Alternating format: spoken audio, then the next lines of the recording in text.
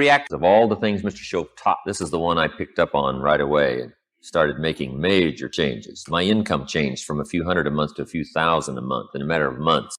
Mr. Shoaff said to me, Mr. Rohn, you've always set goals, but before now you've probably done it haphazardly and spasmodically rather than deliberately. Some personal development things took me a little longer to get underway, but goal setting, I picked it up immediately and went to work on it. And sure enough, by setting goals, making designs, plans, putting it together, no telling what you can do for your personal life, social, economic life, whatever projects you've got in mind. If you start paying a little more attention, we've already set goals, only we just haven't done it really thoughtfully and carefully and with plan and with intent and with deliberation and consistently. We didn't use it as a plan. We just sort of did it by instinct or by sight or something grabbed our attention and we just worked hard and got it. But now he said, I want you to take that same ability and now I want you to work on goals deliberately, thoughtfully, with preparation. And then he said you can add such a wider variety of ranges to what you get and what you accomplish and what you become and where you go. Just by doing it deliberately rather than spasmodically, haphazardly. And that made sense to me. And what he did was he gave me credit for what I'd already done, right? Gave me credit for what I already knew. And that's what we want to start with, is a little credit for where we already are, right? We got here some way. This was a goal. To get here, we've set some goals. We've done some things. But where you might have done it just sort of loosely and once in a while and you know, the ups and downs now, from now on, with just a few pointers that I found helpful, I think you can start making real deliberate plans, really setting it out so that goals and dreams for you have an incredible attraction. Now, let me give you a little simple formula for goal setting, and maybe this will be helpful. First of all, I've divided goals into two parts. First is long range goals. That's your dreams for the next 3, 5, 10, 20, 30, 40 years, actually the rest of your life. Your dreams. You've got to keep dreaming. Your better future is a dream for yourself and for your family. Where do you want to go? What do you want to do? What do you want to be? What do you want to see?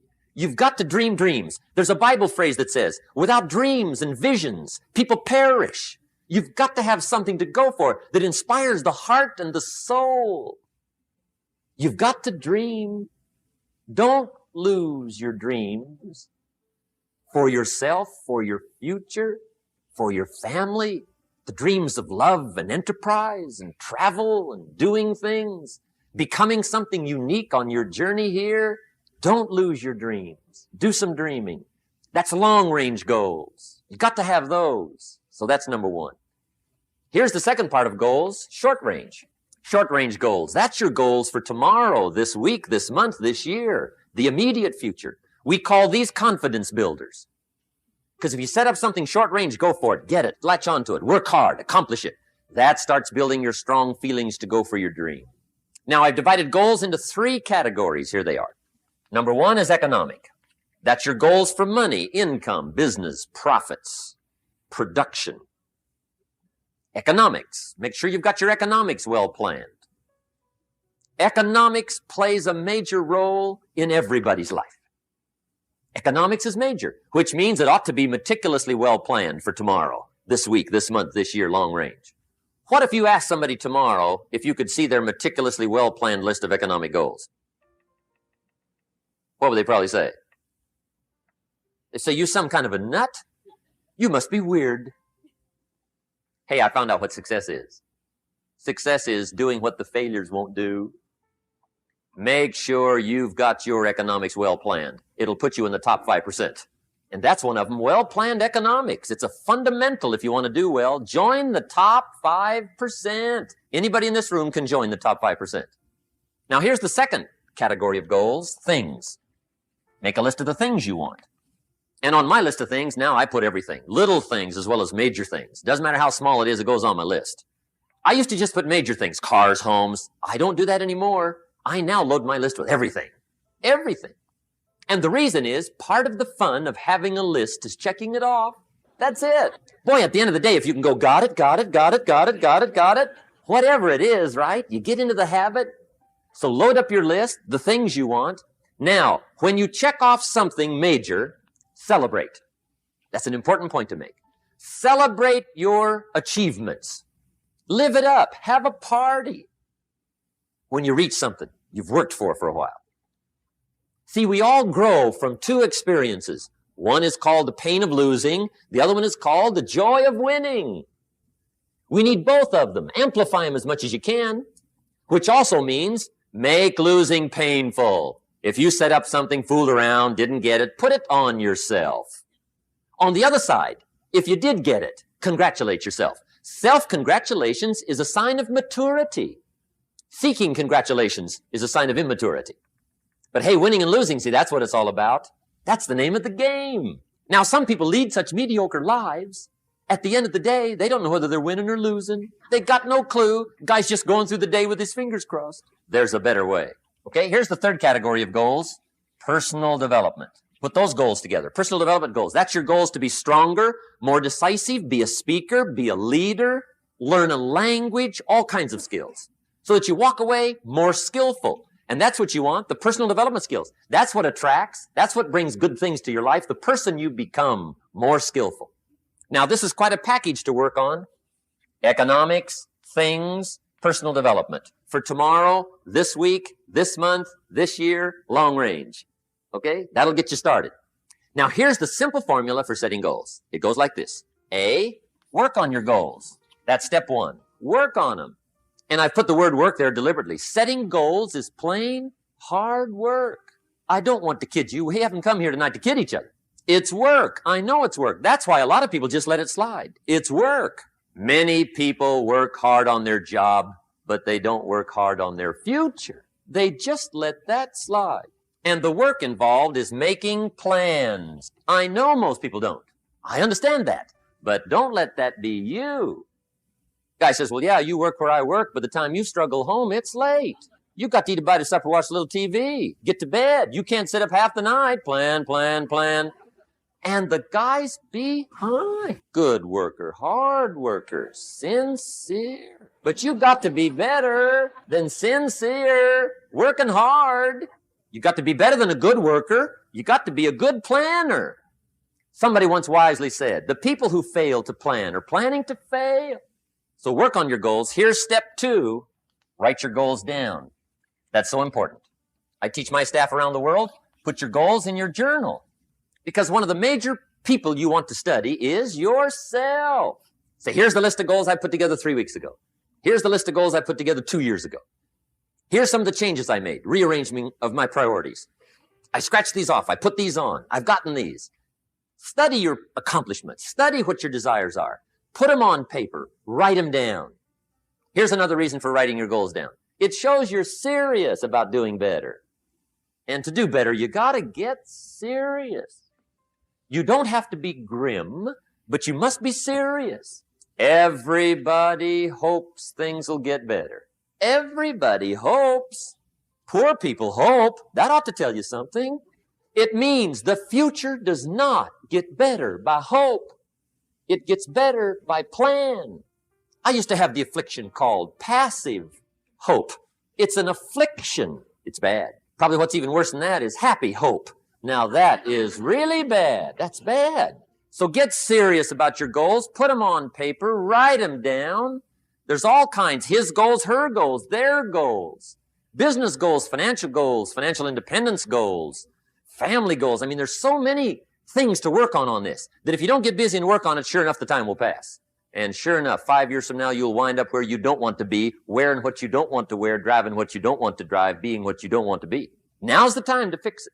Now, here's the third step to your goals. Check the size of your goals and the kinds of goals. How big they are, what kind they are, affects you. And here's one of the important phrases of the evening. Your goals are affecting you, whatever they are.